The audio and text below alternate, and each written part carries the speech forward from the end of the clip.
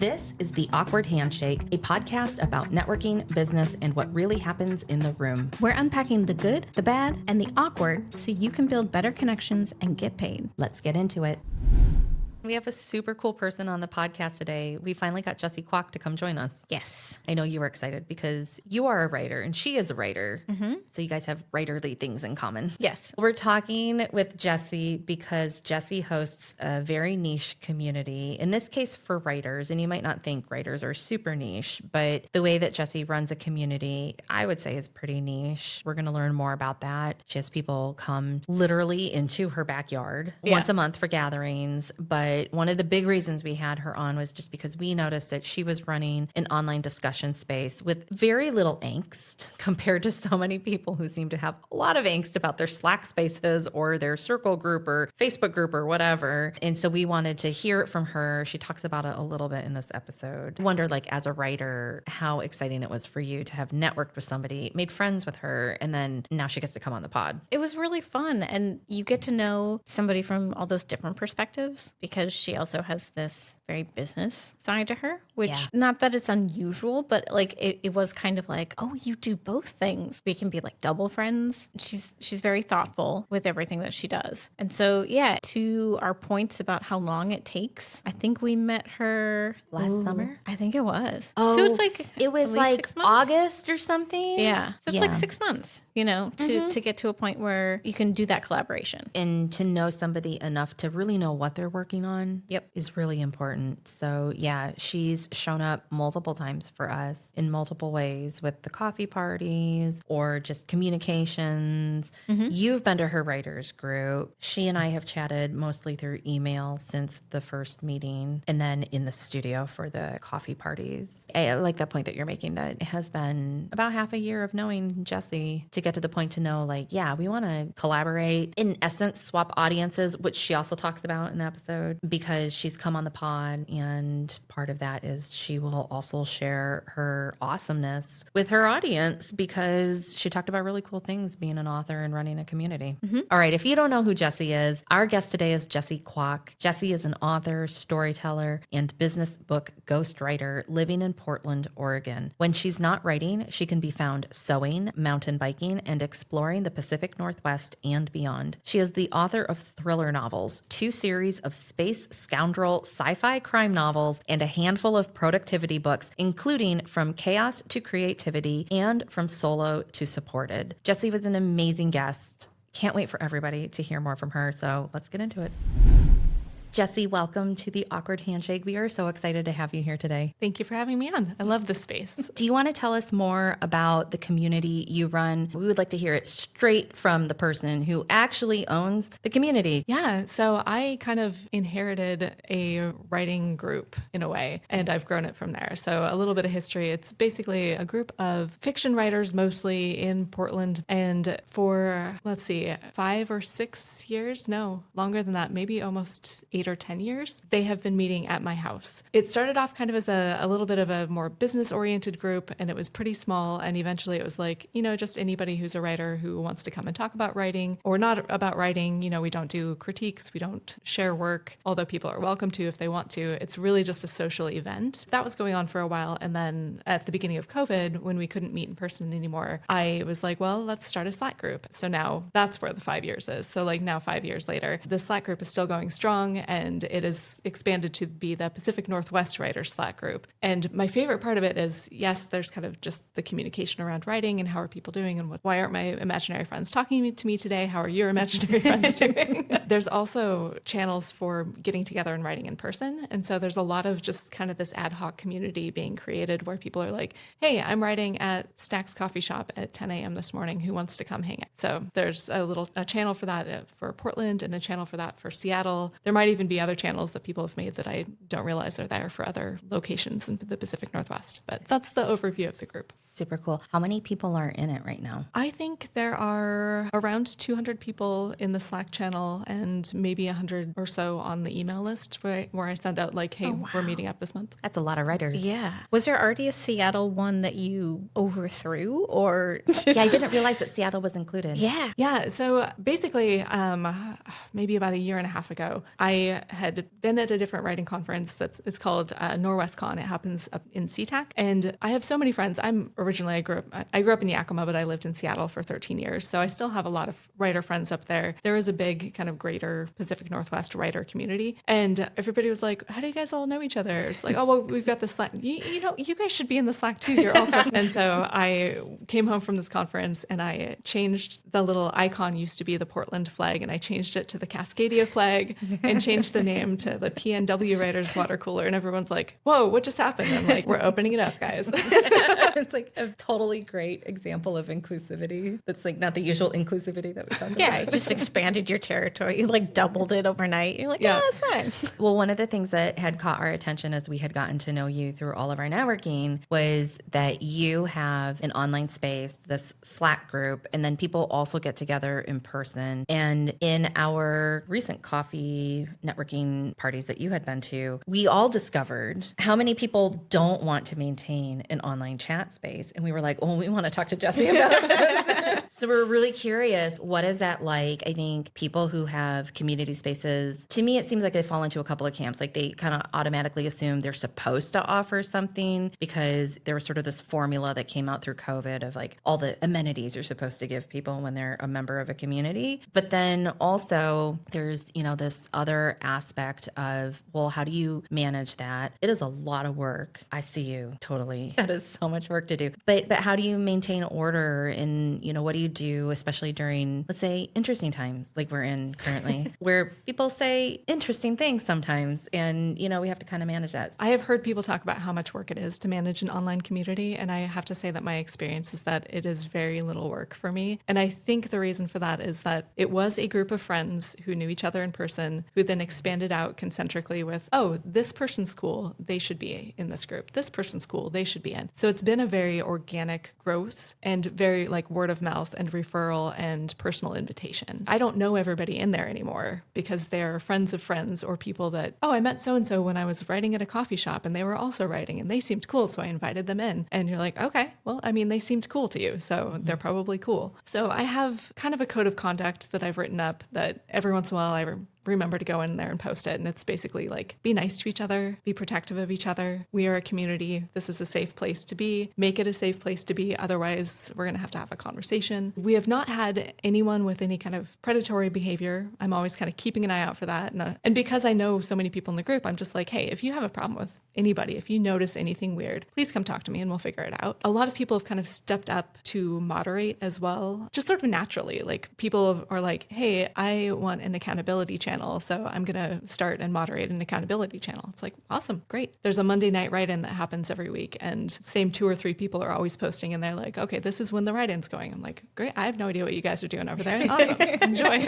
That's very cool. What advice would you give to people who are trying to manage, grow, or start a community and they're feeling nervous about that? Because I feel like right now people are nervous about who's in their space. Yeah, I would say set some really strong ground rules around conversation and what kinds of conversation are appropriate for that space. We did start a political conversation channel. I'm very clear, if you want to talk politics, if you want to freak out about the world, you can go do it in that channel. Mm-hmm. Anyone who wants to participate in those kind of conversations can go hang out in that channel. Nobody else has to subscribe to that. So if you want to just come and hang out and talk about writing, then you don't have to see that aspect of it. But if you need somebody to like bounce ideas off or say, hey, there's a protest, let's all go do this, you can go hang out in that channel. So making space for that, I think, is really helpful. Like I said, it's a pretty small group, so we haven't had that much like conversations just get really out of hand or anything like that.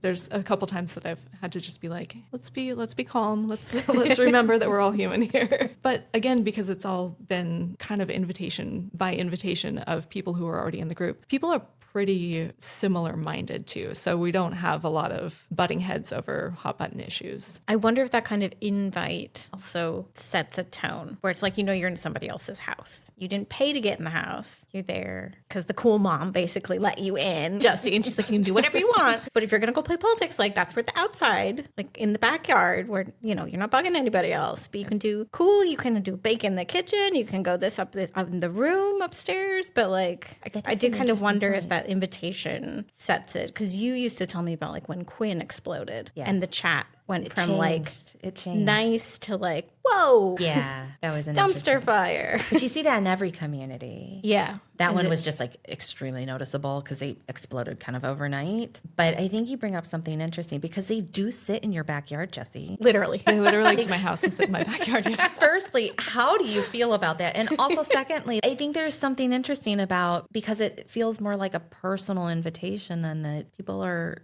they like remember to be human again. Because you kind of can't go over to someone's house. I mean, I'm sure there's some asshole somewhere who does, but like it's kind of hard to go to someone's house and just be a bull in a china shop. But if you're like you're at a cafe or a third space, it changes.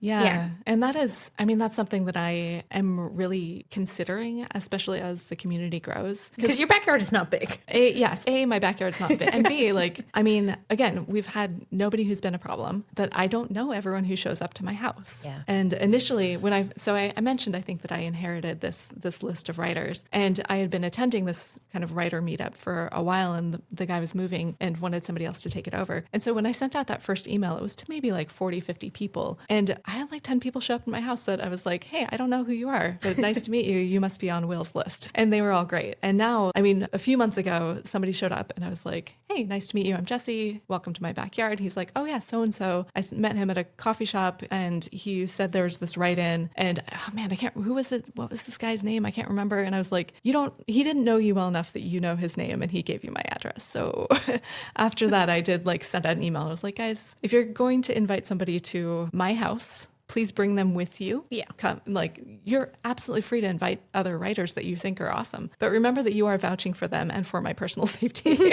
And as this community gets bigger and as more and more people are in this group that I don't know personally, it probably won't always be at my house. I guess I'll just say that. But I'm not sure where that tipping point is. Do you have aspirations to grow it? Because if your backyard's already full, maybe your tipping point's coming sooner than you think. Yeah, I mean, I don't particularly have aspirations to grow it. Like, I just really wanted to create a space where people could get together and meet each other. And I guess what I'd love to see is maybe somebody else is like, hey, I want to host a social over in this area or up in Seattle, or I'd love to see it kind of take on that organic growth of, here are more, like the Monday night write-in that I mentioned, here are more ways that we can get together. I don't know, I might not always live in Portland, but I don't want this to die. I wanted to create the container and then see what it did. And right now there's a little petri dish of people who are creating their own community within it, I guess. Because it is labor still. I mean, I'm not speaking for you, but like it can get tiring to have all these people. And I've watched it with other groups that we've been a part of. And it's like when everybody's like, well, when's mom going to set the date? When's mom going to like put it on the calendar and tell me to come? And you're like, you all have calendars. Like you all have a space. You too could, and they're like, yeah, but I kind of like it when you just do it. Again, not to say that that's what you're thinking, but just to put that out there for anybody who is like, I know what that, I know what that's like. It's how much do you feel like mom over your group? Not that much, but I do feel a bit of responsibility and kind of mother henness. We have had a kind of a discussion with several of the long-term members of the group lately about this community. And it was actually sparked by that coffee chat with you guys where I was like, wow, thanks for being awesome, you guys. Nobody wanted an online community. You guys are rad. One person, he was like, I feel like this group is like an extension of your house in a way where I feel very comfortable coming in, going and grabbing whatever I need from the fridge, cracking open a beer, but still I'm going to ask you if I'm going to start a channel or if I'm going to do it. And I'm like, okay, even though I didn't really intend to be the mother hen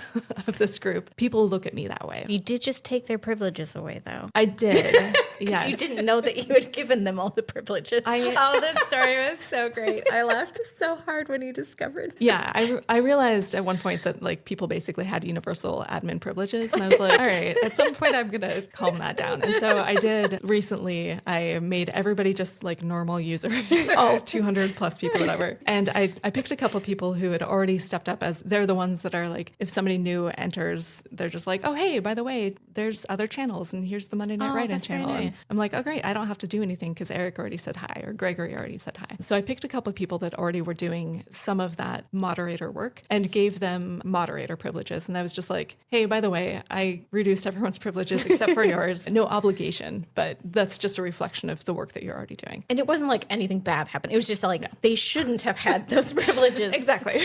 I don't think that you're ever alone. I'm sure there's somebody out there listening listening who's like, I should go check. Like, yeah, go check our privileges. The main thing that I realized everybody had that I didn't love was the ability to delete channels, which not great, and the ability to create private channels, which I realized even I can't see what the private channels are. And probably this is not going on, but I didn't want to find out that there was like some sort of secret Nazi private channel on my Slack. I was like, how horrifying would that be?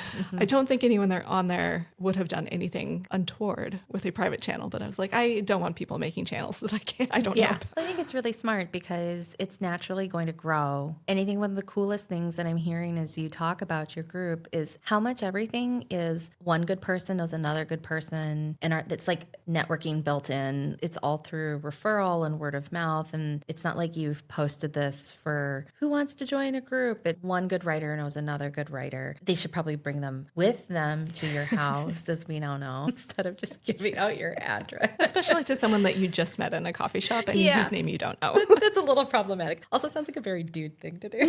Didn't even occur to me. It doesn't occur, right? I know, right? Yeah. But I do think that that's super special that it's writers telling other writers. Yeah, it's a special group. It's a really great group. And so I know that networking is also a part of what you do, not just to find more people for this group, but for your own business. And I know that you go to quite a few conferences and things like that. And Mary and I were just kind of curious, how is that different than self-publishing is such a thing now? And so when you go to these conferences, for you as a ghostwriter and a writer, are you trying to network as almost as two different, do you have like side A and side B and you have to figure out which one to flip on and flip off as you meet people, like two business cards? Or... How do you find your leads and how do you make your money? That's the question. There we go.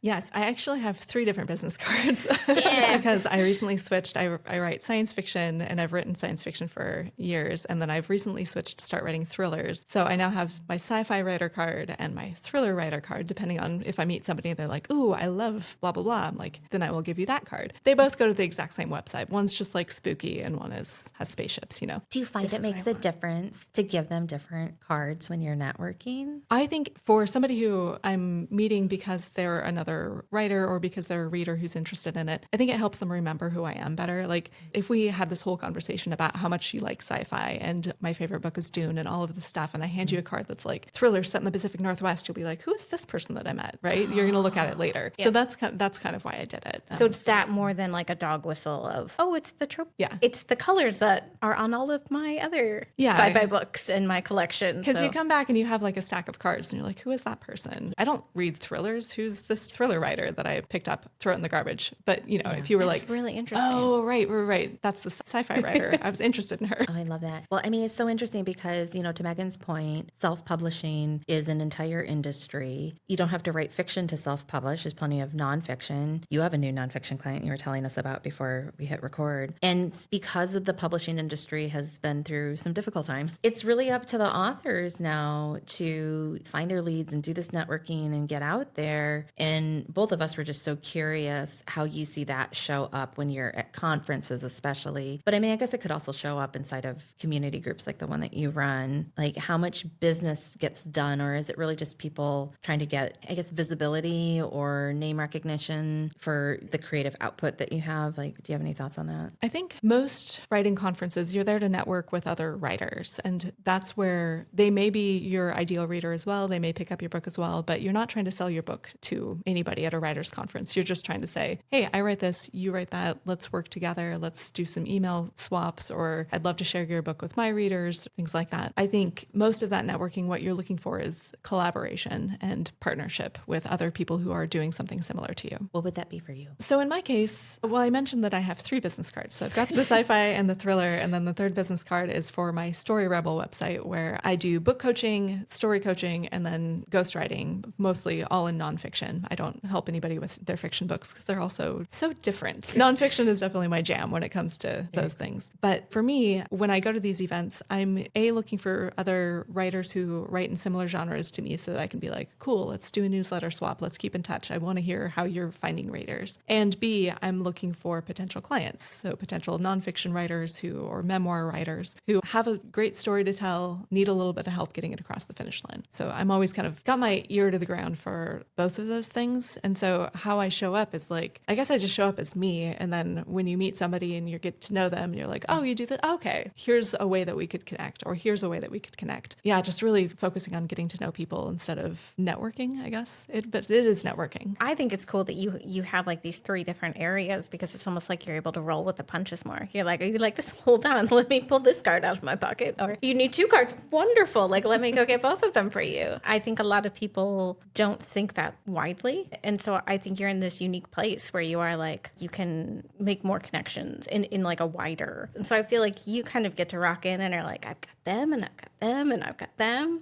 And I think that's cool. Yeah, I think thinking a little bit more broadly, especially just, I guess, more quickly on that business card conversation, like I meet a lot of writers that hand me their business card and it's just their book. And I'm like, you are so much more than your book. And, you know, this is great. This is something great to have at your table if you're tabling and people are like, oh, what was this? I want to know your book. But when you come to a networking event, like, tell me about you. Who are you? What are you doing? Don't tell me about your book. We wholeheartedly agree. Megan and I had tried running a networking event where we were trying to get people to give these pechakucha 20 slides, 20 seconds each. It's a Japanese game. And we were like, surely people want to talk about more than just what I sell and who I offer it to. It was so hard to get people just to talk about something that they love or something kind of weird or funny. It makes you memorable. It makes you memorable. I was like, I want a 5-minute presentation on someone's rock collection, like bring it on. And everybody's like, no, I mean, I just talk about my business. And I was like, okay, well, I'm going to talk about Animate now for 5 minutes. So I hope all of you want to know about that. That was when we realized we're like, everyone is not as weird as we are. I would have done something weird with you guys. Yeah, we didn't know you yet at the time. Yeah, I love the point that you make because in like the business entrepreneurial community where I frequent the most, book as a business card is a whole model, a whole formula, mad respect for it. But people they'll just like hand you their book. And it's like trying to ask me to marry you at the coffee date. Like, I need a little warm up here. Yeah. I mean, as a nonfiction ghostwriter who, I mean, your book is your business card is a thing that I also tell people. Like, it's not literally, don't hand it to people. It's not literally your business card. It means it means that it opens these doors for you. It doesn't mean that you have to force it on everybody you meet. So don't print out 100 copies and bring it to a networking event, please. Yes. And you worked so hard. I know. You worked so hard and you just gave it away. Like Vistaprint is like 20 cents per business card and you gave away a whole book. Yeah. And like they try to boost their Amazon review rankings and all the things. This is a whole other episode. I'm not going to take us there. It's really in my brain right now. You describing like your 3 different business cards. I have 2 different business cards and I always feel really weird having 2 different business, but now I feel suddenly so much less weird about it because I do still carry 2 brands in my business world. Yeah. Well, and you are the only one from that event that I think we even stayed in touch with. Well, because I literally invited you to my backyard. Yeah. And then you came out in my backyard. Because I was like, oh, you also write fantasy? Perfect. I know. You were chatting with Mary and we are both blonde and you had an eye patch. And I was like, and I'm blind in one eye. And I'm like, oh my God, it's like a different version of me. I need to go meet them. And then you were like, I write sci-fi. I'm like, oh my God, it's like a different Megan. And then I tried to talk with somebody else afterward because she had like a really cute outfit on. Oh, I got snubbed so hard. And then I was like, I'm going to go back and talk with Jessie some more because it seems cool. And you did. You invited me to your backyard and I came and I was like, this is crazy. There's just like, there was a puppy. There was food. Every once in a while there's a puppy. It's so adorable. Not my puppy. One of the members of the group lives in the neighborhood, and every once in a while she brings her puppy. You also told, because I think I opened up to you and said like I'm also blind in one eye in the first meeting because I was like your eye patch is so cool because I had a history of like I might need one of those, and you were like I made it, and I was like oh my God she is so cool, like okay we need to be friends with her, and you're like I write sci-fi. I'm like of course you made it because you write sci-fi, and instantly I was like. Yeah, I'm going to go to her house. This is going to be neat. I think this underscores the value of enough time in a literal physical room and not just only online so that you can connect and have a moment to have a moment. Yeah, because we met later. I think I reached out to you, invited you to River Maiden. Yeah. And we chatted more. Later. And then we like swapped eye trauma stories. And then we talked business and we're like, yeah, there might be something. Yeah, there might be ways to collaborate and like keep helping each other. But I do love that. Out of an event like that, there were a lot of people in the room that I think it's a success to go out and network if you end up with at least one person, like we now know Jessie, at least one person where it's a really good high quality contact because good people know other good people. There's no way that a good person can't help you, even if they have nothing to do with the industry that you're doing. This story at this table is the thing that so many people are seeking and don't realize like how much patience you have to have for it. And like we've divulged like all our numbers from last year. They were insane. We're not doing that again this year. But also just like the connections that have come out of it and the way we're able to take those connections to higher levels because you take time to develop the relationship. Like it's not, here's my book, it's a business card, let's suddenly make millions of dollars, like it just, that's just not the way that the system works in life. Yeah, no, I agree. And I think my philosophy, I guess, when I'm walking into a networking event is I am hoping to have, let's say, 10 conversations, maybe 5 of those conversations. I'm going to connect with that person later on LinkedIn or whatever and just kind of casually follow them. Hopefully, at least one of these people I'm going to want to have coffee with afterwards. Rarely am I going to have coffee with them because they might be an ideal client or they might have a job for me or whatever. It's normally like, oh my gosh, you seem so cool. That's awesome. Let's go grab coffee. At another one of the Magnet events, I was leaving and a woman came up and like commented on my jacket and she looked cool. She had like awesome like asymmetrical hair and piercings or whatever. And we chatted for a few minutes in the parking lot and she's like, I run this women's only open mic if you ever want to come. And I was like, yeah, and you seem amazing. Like, let's go grab coffee. And so we did. And I've been to her open mic several times and she's just rad. Cool. But it was literally as we were walking out. I love that. You don't get those serendipitous moments by only staying at home. And not that Zoom events are bad, but I do think it's harder to make those deeper connections, which is why we love that you go to conferences because I am also a conference nut and this is going to be a conference year for me again. And there is something magical that happens when you travel to the place and you go there and you're mixing and mingling with other people who have also taken time to get a plane ticket and pack a bag and go. And you're just all playing at this level that you don't get in another environment for however many days you're there. And you're taking time away from your real life to focus on this one aspect of your business or your life. And that's really powerful because you can just be like, that's why I, every once in a while I meet people who've come to a conference like with their whole family and they're like, oh, I can't go for dinner or I can't do any of this extracurricular stuff because I'm like, but that's where all the magic is happening. Why did you bring them? Leave them at home. I totally agree. Actually, my husband and I are going to a conference for the first time together this year. Ooh. We're going to Kit's Craft and Commerce conference in Boise. They have a great speaker lineup this year. I think you're going to have a good time. Yeah. So he also kind of does some social media and marketing stuff for his job. And when I was like, I'm going to this conference. And he was like, that sounds really valuable for me too. So I got him a ticket and we'll see how it goes. But I'm a little bit nervous because normally I am the like, let's go out, let's do things. And now I'm going to have to check. You can split. I know. You could divide and conquer because they'll have meetups in like before, during, after hours, and also before the conference begins, and then anyone who hangs out late. It's not unusual that there's cool stuff happening at the same time. I'm mostly worried that now he's going to know how late I stay out at some of these conferences. So we're going to be like, you really came to bed at 1? I'm like, yeah, because normally, like I was in bed at 9:30 last night. Like that's me normally. And then I go to a conference and I'm just like, woohoo, Isn't that weird? You go to a conference and you're like, suddenly you're up at dawn. You're like in college again. Yeah. And then you're like, oh, I'll have coffee in the morning. It'll be fine. And you just keep going. But, you're on adrenaline and you're there and it's temporary and you can sleep on the airplane. Well, and I'd be curious too. Like I go to a few things with my husband and sometimes I just push him into the deep end and then I just sit on the side and eat snacks and get out of that corner. I will say, so another kind of dynamic thing of my husband, he's very extroverted. He's very outgoing. Oh, he'll be fine.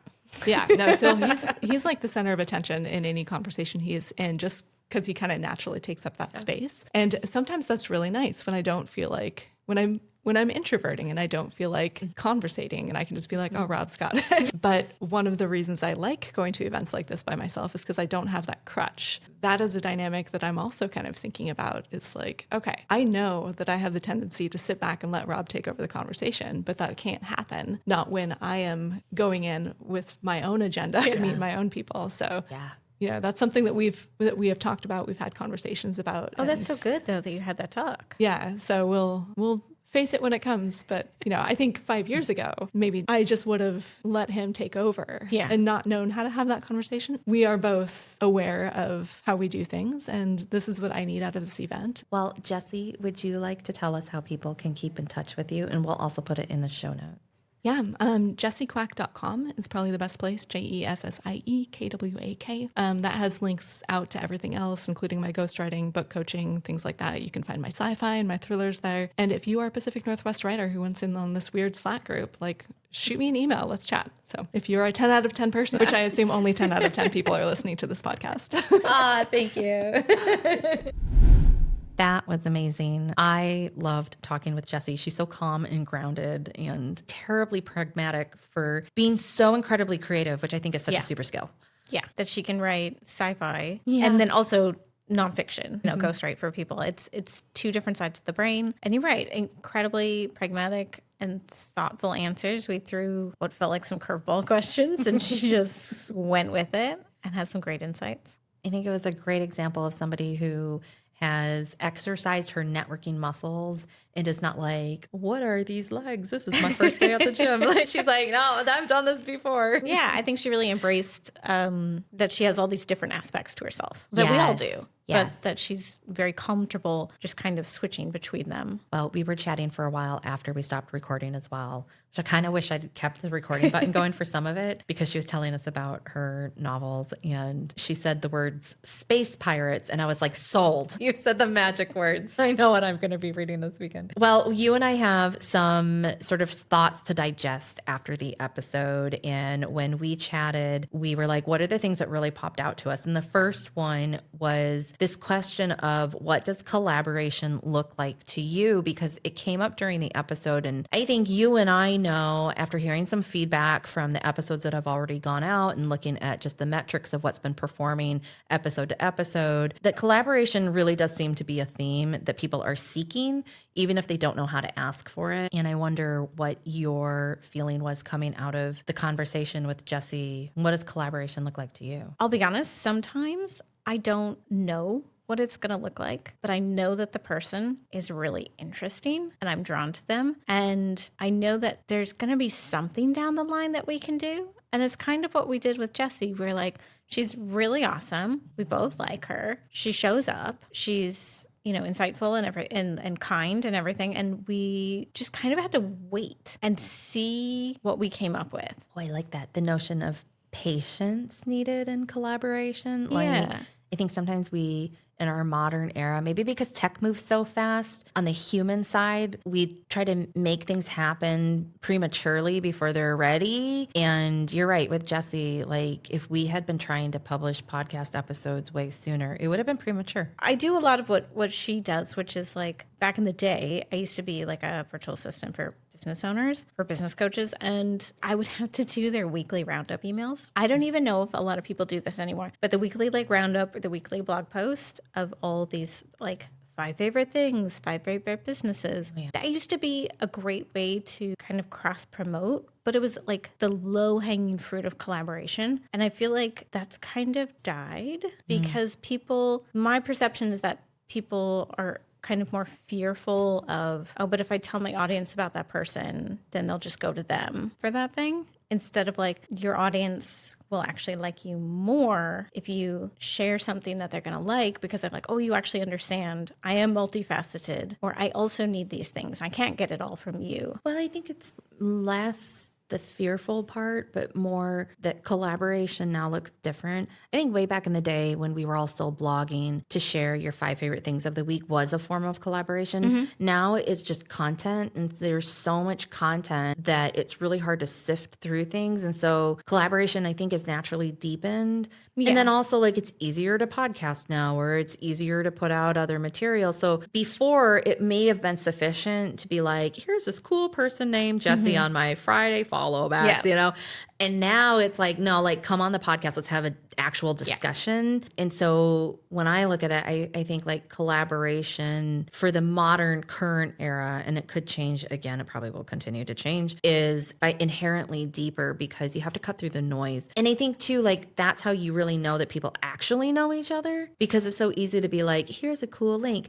It's like the old marketing ploy when you are selling an affiliate thing and you're like, my friend is doing this really cool webinar. And you're spoiler, they're not friends. They've never met. They're just in this giant pool of affiliates selling things. But I like that you brought that up because I wonder how many people still think that a collaboration is less deep and they think they're collaborating more than they are. Well, I mean, I just said it. So yeah, I did. Well, to me, it's the lowest hanging fruit. Yeah, totally. But I also would have emailed the person, told them I was going to do it. Maybe that's the context I already have. And so because I know you and I see you all the time, we Just hang like out. grabbing random things, but I would have like told them like, I have this spot and I'd really like to showcase you and I would put you here. And so I do think there are still people so that I think if you're like, I only have one spoon left, like this is what you could do, but there's better ways to leverage it. But I do agree that better collaborations are the deeper ones. Yeah. But I think a lot of people, I think we build our businesses in such a way where we're very insulated. And so we don't actually know what a collaboration would look like because we're like, but I already do it all. What do I need another person for? A good one, like a really good one. Yeah. Yeah.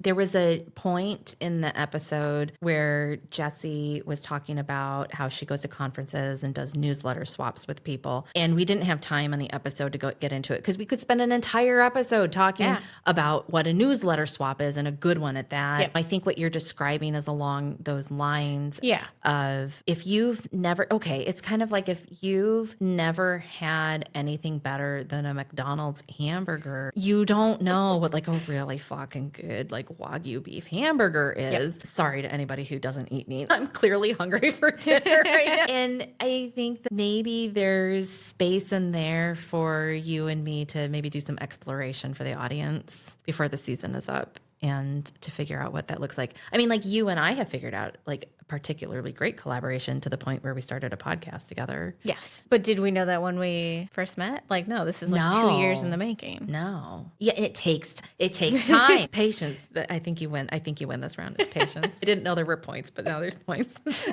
Our second point that we also pulled out was all about community trust, mostly because I think both of us are still amazed that Jessie allows people into her backyard. And she's like, I don't know you, but you come into the backyard. That's an incredible amount of trust. And because I have seen people in the online space get weirded out by people just showing up in their like online Slack chat room or whatever they're using. They get kind of cagey about it. They get kind of weird about it. And here's a person who's literally letting people know her home address and come over. Patience. Right? That takes time to build that trust with that group. Unless you have the guy who just gave up. And you've reached the point, that threshold of like, it is now too big. Yeah. I'm actually really curious as somebody who occasionally goes like, what the next phase will look like, because I think you will reach a tipping point. There's just not enough room in the... Physically not enough room. Yeah. Yeah, I wondered the same thing. Well, you and I kind of hit a bit of that tipping point because we've been hosting our coffee parties in the studio here at Sasquatch Media Grounds because I was like, whoo, Mary's got keys to a space. We don't have to ask anybody, Yeah. And that's been fantastic. But there is literally a physical limitation. There's only so many people that honestly will fit in this space after a certain point. And people have been very respectful in here, just like Jessie has experienced with people being largely respectful of her home. Yeah. And we kind of touched on that. Like, I do think there's something about an invite-only space. Yes. That does make people realize they need to be like a little kid in the museum. Like, I need to be on my best behavior here because I might get kicked out. Whereas if you pay to enter a space or you just show up and just crash it, like you act very differently. I find that because we provide refreshments when people come to our space, and everyone's always so good about like putting their trash in the trash bin and like sometimes even offering to help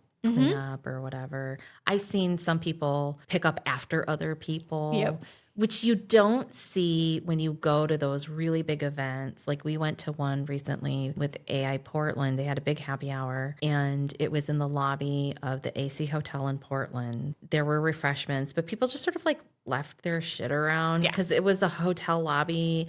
Yes, they have janitorial stuff went up, but like the garbage can is right there in the corner.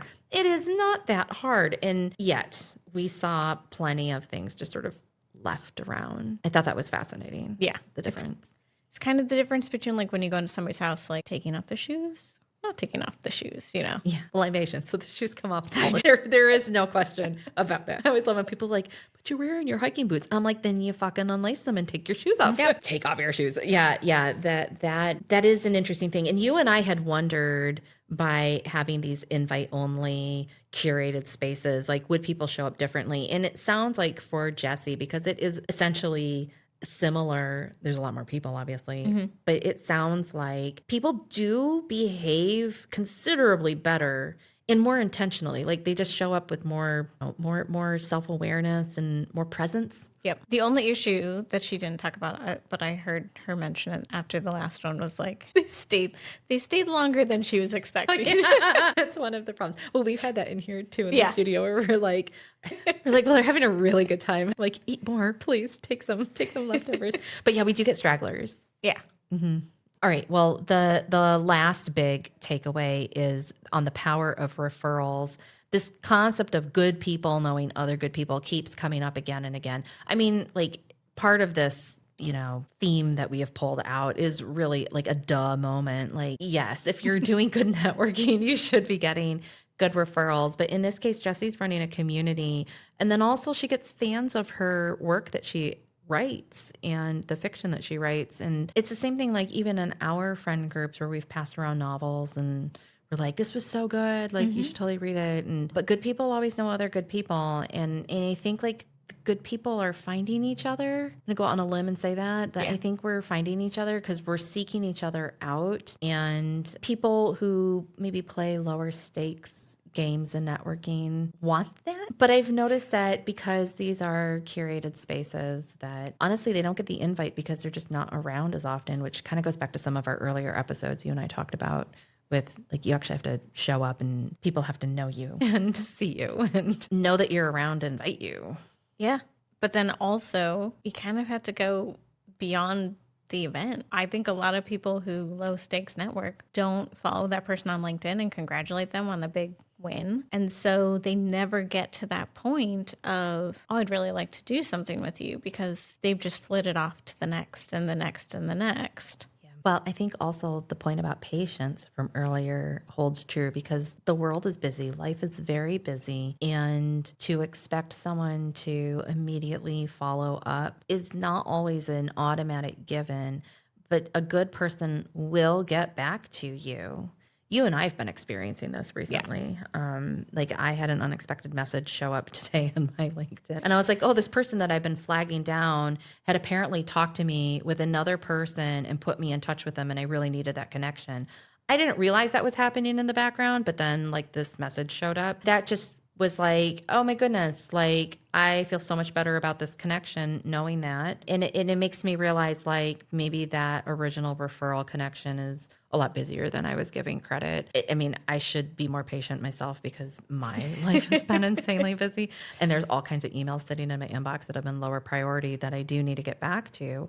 And it doesn't mean that those connections aren't like a non-priority. It's just that I've got revenue generating activities that require me to put that first. And so I'm like, it has me wondering, thinking about timelines. Like, do you think timelines have changed for people following up? You've been experiencing that too, though. I've been experiencing it a lot. I've had a lot of people like, pushing things off. I will say also though, I've had a lot of people who I can't tell if it's have a hard time just being honest. Oh, say more words. Yeah. So when you're like, oh, I'd really like to have a coffee date with you. It could be virtual or IRL. Like I'm willing to work around your schedule. Like me recognizing like somebody's really busy, easy. Like I can work around your schedule. And then being like, great, let me check my calendar. And then nothing. And you check back again like a week later and nothing. You check back again and you know that they're I know exactly what you're talking about right now. Know that they're online, but there's no responses. And I've even like switched up the platform. I'm guessing that your like DMs are really busy. Here's an email and there's nothing. And it's like, you can just say, this isn't quite my thing, or I'm really busy right now. Could we come back in a few months? Or I don't really see how we could do something together. So I'm going to pass on this. That's fine. That's within your right. But to kind of like keep leading somebody on, is like, at that point, you're just like, I don't know if I want to work with you now.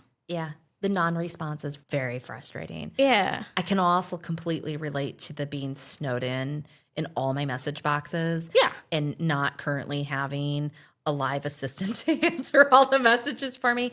And I do sympathize with that. But also... And will I check back in 2 more months?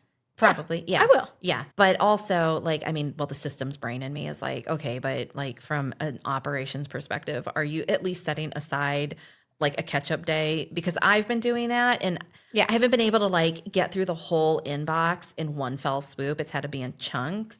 And then, of course, while I get through chunks, more pours in. But like, it's a whole problem. I mean, I'm also going to say if you're on your phone checking your DMs, generally your calendar also lives on your phone. Do you know how many people do not keep their calendar up? What? I know. The look on your face. This is the one time I wish we were recording video right now. The look on your face. I'm the same. I mean, I understand if you have kids, then there's probably one in the fridge. You would be surprised.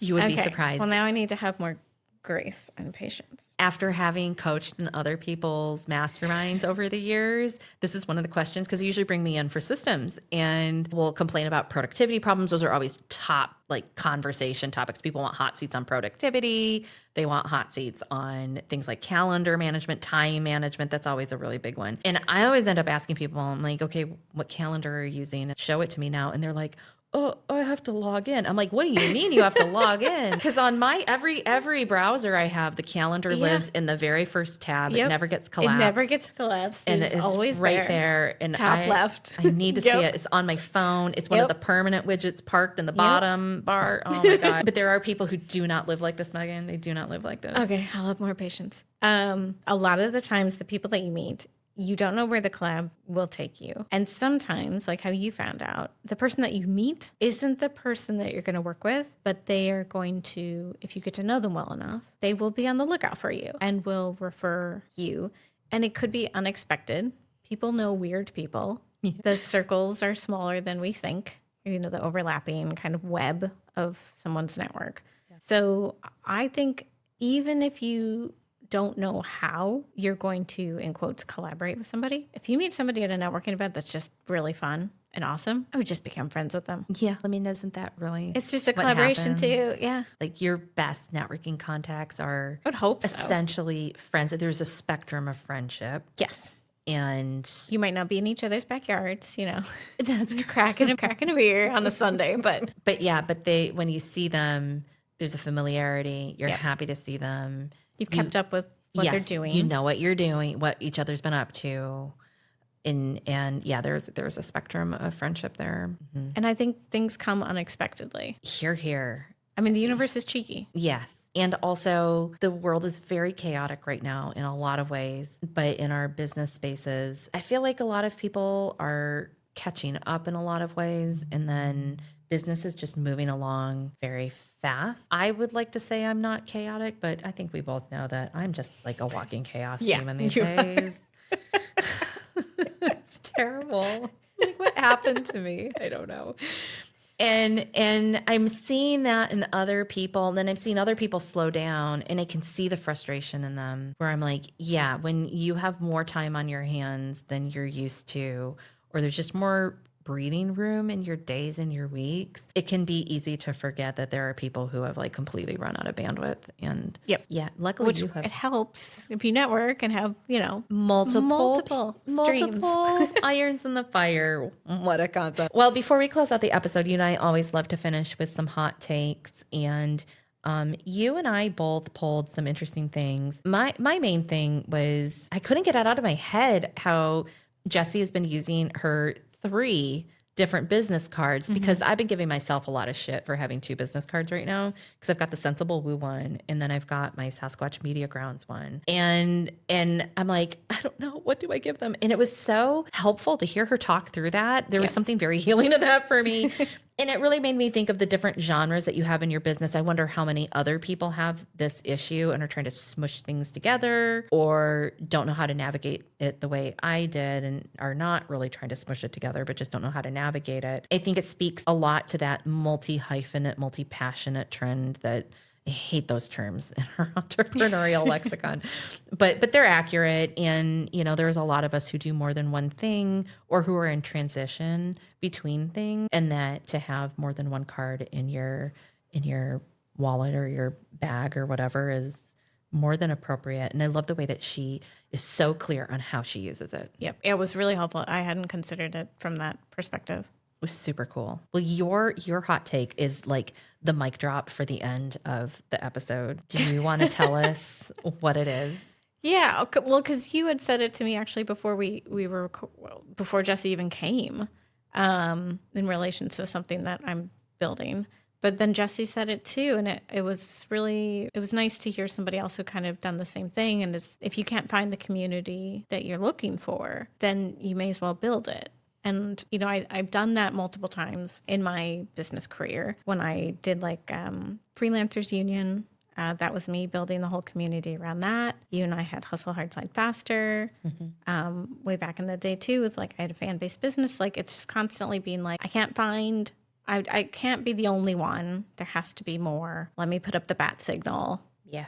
And sometimes, you know, like Jessie said, you got to be like the mother hen because like everybody else is they're just too busy. And so they're not going to build it. So you may as well build it. And then you have more control. Do you think that there are those of us in this world and we manage to find each other because we're alike and we're the builders, and there are people who, for whatever the circumstance is, either they don't have the time, they don't have the motivation, or also maybe they don't have the confidence. And so they're not going to be the builder, at least not right now. And so we build things. I wonder if they don't even consider it an option. Oh, that's juicy. I know. Oh.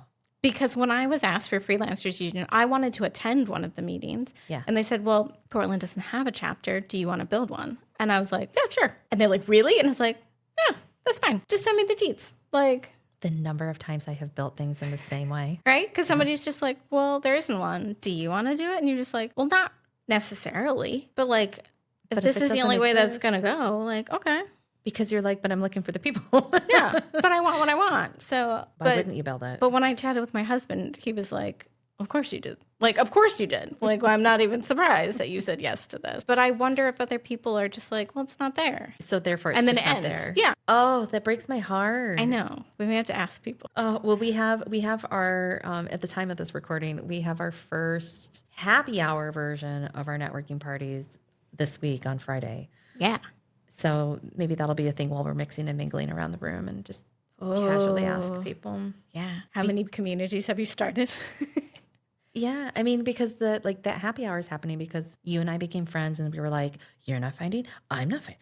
Well, let's just make it. Let's invite the people that we just got we're like, let's start a Notion board. It was done in like an hour. You know, we're inviting people. So it was, and my husband was like, "Of course you did. I left you alone with Mary for like a day, Team Jeff, and I came back, and you two were like huffing pixie sticks, and we're like, we're gonna make this thing." Yeah, he's more the mother. He is. He's like the quiet force in the room. Love it.